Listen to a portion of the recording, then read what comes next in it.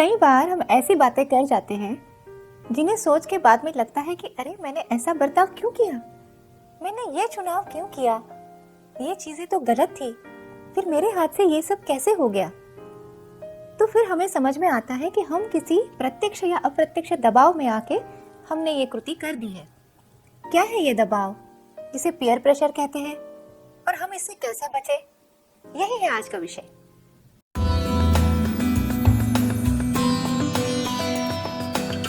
नमस्कार, मैं डॉक्टर कलिका। आप सबका भरपूर स्वागत है। कैसे हैं आप लोग? जीवन में कई बार हमें चुनाव करना पड़ता है। हर बार मतलब सुबह उठे हैं तो आज कौन से कपड़े पहनेंगे, आज खाना क्या खाएंगे, आज ये करेंगे या वो करेंगे। छोटी से छोटी चीजों से लेके बड़ी चीजों तक हमें चुनाव करना पड़ता है। और जब हम चुनाव करते हैं, कुछ कृति करते हैं, तो हमें समझ में आता है कि कई बार हमारे इस विचार पे, हमारे कृति पे प्रत्यक्ष या अप्रत्यक्ष प्रभाव होता है हमारे आसपास के लोगों का, उनके विचारों का। तो ये प्रभाव अगर अच्छा है तो हम जीवन में कुछ अच्छा कर जाते हैं।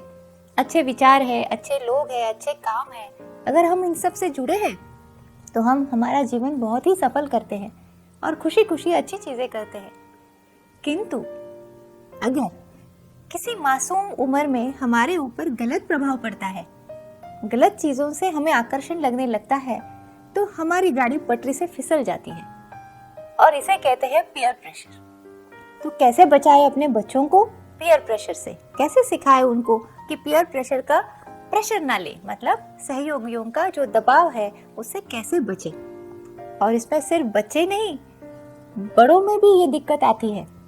तो बच्चे और बड़े सभी इस दबाव के शिकार हो जाते हैं। और इसे समझना है तो हमें एक महत्वपूर्ण बात समझनी होगी कि हमारा दिमाग काम कैसे करता है।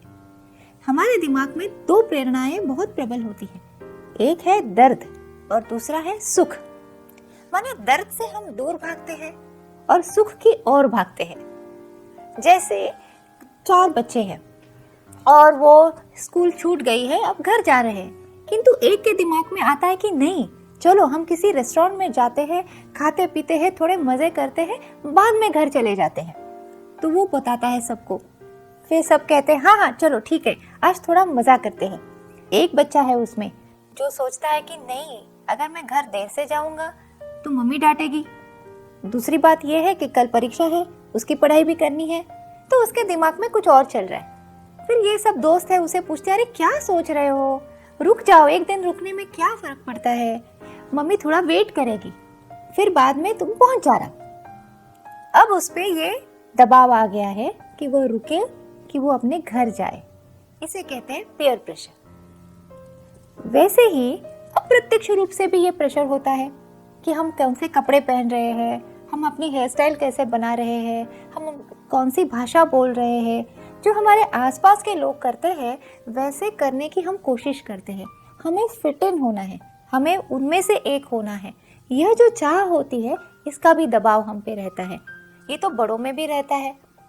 कई बार जैसे दुख से भागने की एक अभिलाषा होती है, जैसे इस बच्चे के मामले में हम देखते हैं कि अगर ये दोस्तों के साथ रहता है तो उसे लगता है कि हाँ, इसमें मुझे ये बच्चे स्वीकारेंगे। तो यहाँ पे जो फियर ऑफ आइसोलेशन है ये काम करता है, मतलब अस्वीकृति का जो डर होता है यह काम करता है।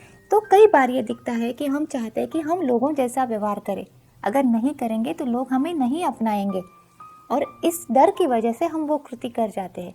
तो यहाँ है पेन से या दर्द से भागने वाली इंस्टिंक्ट हमारी। वैसे ही कभी कभी ऐसा हो जाता है कि हमें लगता है कि हाँ, ये चीज़ करने में खुशी ज़्यादा है। जैसे वो 4 बच्चे किसी दिन बैठे हुए तो बोलते हैं चलो पढ़ाई के लिए तो इकट्ठा हुए, पर एक कहता है अरे तुमने वो नेटफ्लिक्स पे नया कुछ प्रोग्राम आया देखा है, दूसरा कहता है हाँ मैंने देखा पर आधा ही देखा है, फिर तीसरा कहता है अरे मैंने तो नहीं देखा, और ये चौथा जो है ये सोच रहे ये क्या है नेटफ्लिक्स, मैंने कभी नेटफ्लिक्स ही नहीं देखा। तो बच्चे कहते अरे कैसा है तू, ये भी नहीं जानता, चलो आज बैठ के देखते हैं। फिर वो कहता है नहीं कल परीक्षा है, इतना सारा होमवर्क है, आज नहीं। अरे तू तो मिस करेगा, ये कब देखेगा, ये तो पढ़ाई सब चलती रहेगी। फिर इसे लगता है हाँ, ऐसा कुछ सुख है जो मेरे हिस्से में नहीं आ रहा है और मुझे ये चाहिए। तो यहाँ दिमाग प्लेजर की तरफ, सुख की तरफ भागता है। तो इससे कैसे बचा जाए? तो जैसे हमने पिछली बार इंस्टेंट ग्रेटिफिकेशन की वीडियो में विचार किए थे, वैसा ही वो मुद्दा यहाँ भी आ जाता है कि जो तुरंत मिलने वाला समाधान है, तुरंत मिलने वाली खुशी है और सामने दिखने वाला जो दुख है, इसके पीछे भागने से अगर हम थोड़ा सा वहाँ पे एक पॉज ले लेते हैं और दूरगामी विचार करते हैं, दूर की सोचते हैं, तो फिर हमें निर्णय लेने में आसानी हो जाती है और पीयर प्रेशर का जो हम पे दबाव है ये नहीं पड़ता है। तो ये बहुत महत्वपूर्ण है यहाँ पे। तो इसके लिए हमें सबसे पहला कदम उठाना है, वो यह है कि हमें ना कहने की आदत डालनी है। और हम ना तभी कह सकते हैं जब हमें पता है कि हमें क्या चाहिए, हमें क्या प्राप्त करना है। इसलिए हमारे जो मूल तत्व है, जिसे कोर वैल्यूज कहते हैं, ये अगर निश्चित है, ये हमें पता है हमें किस चीज़ की प्राप्ति करनी है जीवन में, किस तरह से जीवन जीना है, अगर ये क्लैरिटी बच्चों में भी स्पष्टता है तो ये बड़ा आसान हो जाता है। कई छोटे छोटे बच्चे होते हैं जिन्हें पता होता है कि हमें क्या करना है, उसे क्या करना है, तो वहाँ पे वो ना कहने की हिम्मत, धैर्य रखते हैं। तो यहाँ पे जो हमारे वैल्यूज़ है उनमें क्लैरिटी होनी चाहिए, जो हमारे तत्व है वो हमें पता होने चाहिए। अब जाके जो महत्वपूर्ण मुद्दा आता है, जहाँ पे बड़े भी डर जाते हैं, वह है स्वीकृति और अस्वीकृति में जो असमंजस पैदा होता है। अब देखिए कितने सारे सामाजिक प्रथाएं, गलत प्रथाएं थी, वो भी चली आ रही है और हम हैं जानते हैं मन ही मन में, हमारी तार्किकता हमें बताती है कि ये गलत है, हमारी सोच हमें बोलती है कि ये सही नहीं है, फिर भी हम करते रहते हैं। क्यों? क्योंकि हमें वो धैर्य नहीं है कि हम औरों से अलग होके कुछ निर्णय करें, कुछ विचार करें। जैसे ऐसा एक रिसर्च किया गया कि कुछ टीनेजर बच्चों को एक रूम में बिठाया गया और उनसे एक सवाल पूछा गया। तो एक बच्चे ने गलत जवाब दिया, तो दूसरे 4 सोचने लगे, अरे ये तो गलत बोल रहा है, ये गलत जवाब है, पर कोई कुछ बोला नहीं।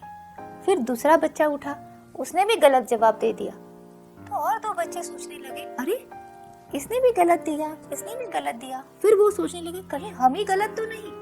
फिर तीसरा बच्चा भी उठा, उसने भी गलत जवाब दे दिया। तो चौथा बच्चा सोचने लगा, 3 लोगों ने गलत जवाब दिया पर मुझे तो ये सही लग रहा है। तो यहाँ अगर उसमें हिम्मत है तो वो बताएगा कि हाँ सही जवाब ये है। किंतु जब हम समुदाय में आ जाते हैं, समूह में आ जाते हैं, तो वह हिम्मत हमारी कम पड़ती है। फिर वो चौथे बच्चे ने भी गलत जवाब दे दिया। ये था रिसर्च। तो अगर इन बच्चों को बताया जाता कि आप अपने किताब में लिखिए, तो शायद सभी बच्चे सही जवाब दे देते। किंतु जब समूह की बात आती है तो वहाँ स्वीकृति की बात आती है और हम चाहते हैं कि जैसे लोग सोच रहे वैसा हम करें। अगर मैं कुछ गलत करती हूँ तो लोग क्या कहेंगे, वो क्या सोचेंगे, इस दबाव में हम आ जाते हैं। तो इस दबाव में जब हम आते हैं ना, तो हम उस हर्ड मेंटालिटी का हिस्सा बन जाते हैं और ये भयावह रूप धारण करता है जब ये सामाजिक स्तर पे आता है। अगर आप आज भी देख रहे हैं आसपास, तो पता चलेगा कि कई बार एक नेता कुछ कहता है और सारे लोग उसके पीछे भागते हैं, पर ये सोचते कम है कि सही क्या है और गलत क्या है। यहाँ पे वो भेड़ बकरियों की तरह है कि जो चरवैया है वो आवाज देता है और एक बकरी उसके पीछे भागती है, फिर उसके पीछे और 2 आते हैं, उसके पीछे और 4 आते। देखिए में क्या हो जाता है, वहाँ हजारों भेड़ बकरियां जमा हो जाती है और जो चरवैया है वो अपनी आवाज अपनी धुन में लगा रहा है और इन्हें लग रहा है ये सही दिशा है। सामाजिक तौर पे फिर जन जागृति की आवश्यकता आ जाती है। क्यों? क्योंकि यहाँ पे जो हमारा विवेक है, धैर्य है, इसे जगाना पड़ता है और ये रोजमर्रा के जीवन में हम भी कर सकते हैं और यही ताकत हम अपने बच्चों को भी दे सकते हैं। जैसे हम पुराने प्रथाओं के दबाव में आ जाते हैं, लोगों के बहकावे में आ जाते हैं, वैसे एक नया प्रश्न भी है जिसे सूडो मॉडर्निज्म कहते हैं, मतलब जो भ्रमित आधुनिकता है। अब ये क्या है? इसके शिकार तो हम कई बार हो जाते हैं कि लोग क्या कर रहे हैं आजकल, कौन सी भाषा बोल रहे हैं, हम भी वही भाषा बोलेंगे। मॉडर्न किसे कहते हैं? सोचने वाली बात है, मॉडर्न का सही अर्थ क्या है, आधुनिकता सही मायने में क्या है। कई बार ऐसे होता है कि गलत चीज़ों को हम आधुनिक कहते हैं और उसे भी हम उसके पीछे भी भागने लगते हैं। तो ये तो कभी फैशन के नाम पे आ जाता है, कभी ट्रेंड के नाम पे आ जाता है, कभी लाइफस्टाइल के नाम पे आ जाता है। तो कहीं ना कहीं हमें रुक के, अगर हमें सही दिशा में जाना है तो आज एक महत्वपूर्ण मुद्दा है जो बताना चाहती हूँ कि हर बार जीवन में जब किसी सिचुएशन में हम आ जाते हैं तो हमें थोड़ा रुकना है, सोचना है, फिर रिएक्ट करना है। ये जो बीच वाली गैप है, यहाँ पे विवेक काम करता है और इस गैप को अगर हम पकड़ सकते हैं तो हम कभी भी किसी भी बहकावे में नहीं आते, किसी प्रभाव में नहीं आते, दबाव में नहीं आते और पीयर प्रेशर सही मायने में हम दूर रखते हैं। और सबसे बड़ी बात, हम फॉलोअर्स नहीं होते, कहीं ना कहीं हम एक लीडरशिप में के रोल में आ जाते हैं। अपने जीवन का चुनाव, अपने खुशी का चुनाव, अपने दुख का चुनाव हम कर सकते हैं। यही आत्मविश्वास अगर हम में है और ये हम अगर हमारे बच्चों में दे सकते हैं तो जीवन अधिक सुखी और सुखकर क्यों नहीं होगा। तो अगर आपको ये विचार पसंद आए हो तो कमेंट कीजिए, शेयर कीजिए, लाइक कीजिए और सब्सक्राइब कीजिए। हाँ, बेल बटन भी दबाइए ताकि अगला वीडियो जब आए तो पहले आपको ही पता चले। खुश रहिए, फिर मिलते हैं।